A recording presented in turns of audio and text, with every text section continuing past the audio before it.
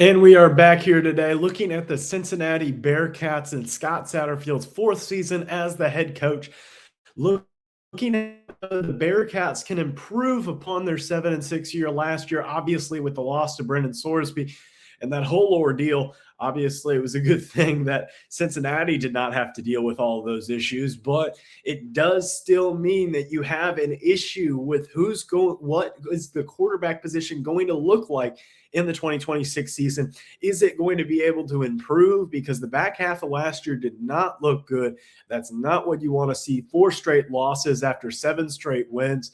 I'm sorry, 5 straight losses after 7 straight wins. My apologies. Not good. It was not a good end of the season. So you need a bounce back here for Scott Satterfield in his fourth season at the helm. Obviously, 3-9 his first year, 5-7, then 7-6. So a bit of improvement. But last year with losses to Utah, Arizona, BYU, TCU, and Navy to end the season, not where you want to be. So let's get into today's video. Welcome to the Football Expert. My name is Reichley Ruby. Make sure that you hit that subscribe button down below. Join the community of fellow football fans. And as I continue to pump out content every single day for you guys. So like the video if you enjoy it. Comment your thoughts and opinions down below. Let me know what you think about the Cincinnati Bearcats and where their football program will be after this year. Whether you think, honestly, if you think it's going to be a bad season, do you think Scott Satterfield gets fired?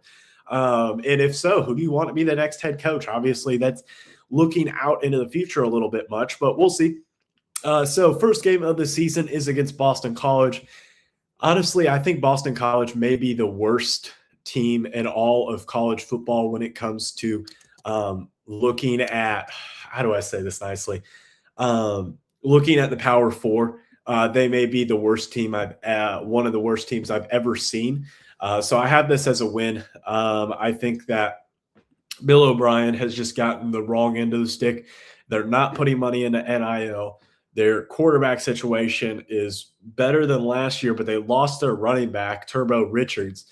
It doesn't look good. So win there.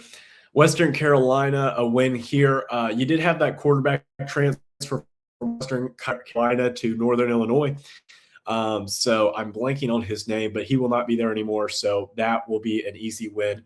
If he was there, it would have probably been a little bit of an interesting game for like maybe the first half. Because there would have been a lot of scoring, but now I don't think it'll be really close. Next game is a home game against Miami of Ohio. I see this as a win. I think Miami of Ohio is a decent program in the MAC. They have their own issues, but just talent level, Cincinnati's here, Miami of Ohio's here. There's just a gap. So looking at that, that's a win. Then starting off Big 12 play, home game against Kansas State. I went back and forth on this one, but I think that the momentum is going to continue. I think that Colin Klein in his first year as the head coach at Kansas State has some issues to fix with the loss of Chris Kleinman as the head coach. And Avery, not AJ. Avery Johnson, I think, is a good quarterback, and I think in a good spot to really build upon the successes of previous years. So I think that that's going to be an improvement. I think that Kansas State is not going to be as bad as they were in prior years, but I do think that they also still have a lot of work to do in terms of improving the stature of that program. Because obviously where it was at before, building upon it after the loss of one of the most famous head coaches in all of college football history, really building upon that program. So then next game is a home game or a road game against Arizona. I think that this is a loss. I think it's the first loss of the season heading into the bye week before. First of all, moving across country is a tough ordeal in the first place. I think people underrate how big of a deal that is. I do think that it is becoming more of a normal thing in college football. They're, I think, a little bit less of an issue. But at the same time, going across country is never easy to do. That means that you generally get a lot less practice than you do if it's a little bit closer of a game. Generally, walkthroughs are like if it's a home game and the other team's having to come cross country, you can get an extra practice in. You can get some extra time in. But there's that. So I think that that's a loss there for a road game against Arizona. I also just like Arizona's situation where they have Noah Fafita at quarterback, Brett Brennan at head coach. And I think that they have some pieces that they really started to build upon last year, finishing out the season there. I think they have some good momentum going into this year. Who Fafita was the star freshman quarterback and then is still there 5 years later, 4 years later. Forgive me. So yeah, first loss of the season, then a bye week and a road game against West Virginia. Next up on the docket. I went back and forth on this game because it is after a bye week, so therefore you have a bye week advantage. But the problem is that it's just not as much of an advantage for Scott Satterfield the last couple of years. Only 2-3 off of byes at Cincinnati, so just not really been as much of an advantage as it has been in previous years. But the other thing is also that I think West Virginia is a team that desperately needs a win like this. And I think that they get it. I think that West Virginia and Cincinnati are pretty even in terms of where they are at as programs. Obviously, J.C. French, the new starting quarterback, the transfer from Georgia Southern, has some potential. The problem is that he's a senior. And just honestly, I don't think he's as good as some of the other transfers that were in the transfer portal this year. Obviously, losing your quarterback is not the best thing. But the problem is that you also lose your top 4 wide receivers, your top 3 running backs, including the loss of Brendan Sorsby, who is your second leading rusher. You lose your top leading linebacking and tackler. You do bring back Jonathan Thompson, who's your best tackle for loss guy. The problem is that there's just a lot of pieces missing on this defense. You only bring back 3 offensive starters and 2 defensive starters.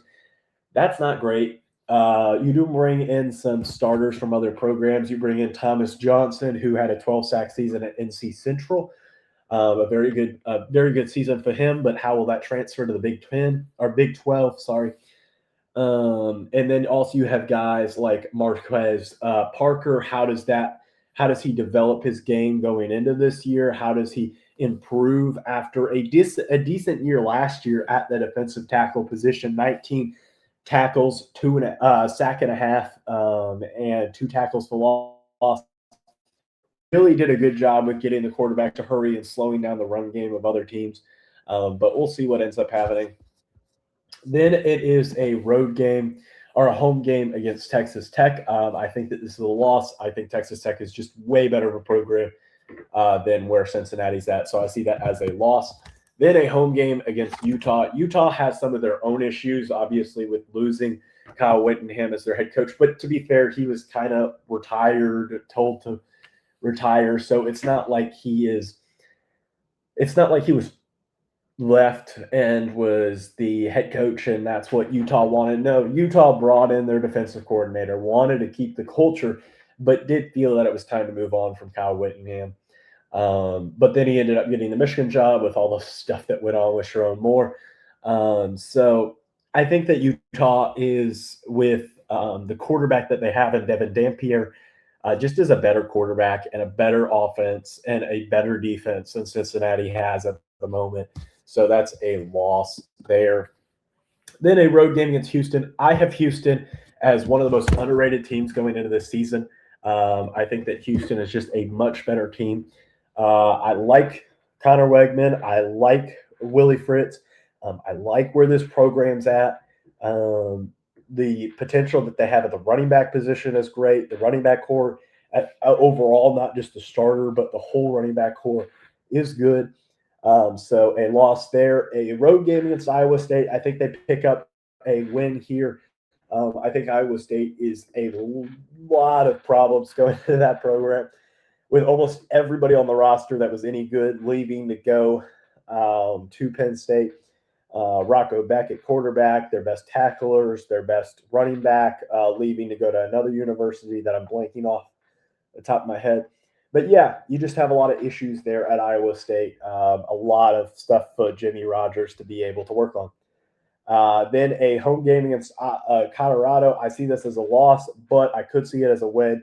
if the year is going well, but I just don't think it will for Cincinnati. And then the final game is a road game against BYU, and I just think that BYU is a dramatically better team. So I have this Cincinnati team going 5-7, 2-7 in conference. The problems that I see with Cincinnati are the problems that I saw last year, except with the exception of the only reason why it was good last year with the 7 straight wins was because of Brennan Sorsby. Without Brennan Sorsby, and I don't think J.C. French is going to be able to bring back that level of production. The issues are still there with Cincinnati. So as always, make sure you hit that subscribe button down below. Hit one of the 2 videos. Or the subscribe button will be up here as well. Hope you have a great rest of your day. Bye, guys.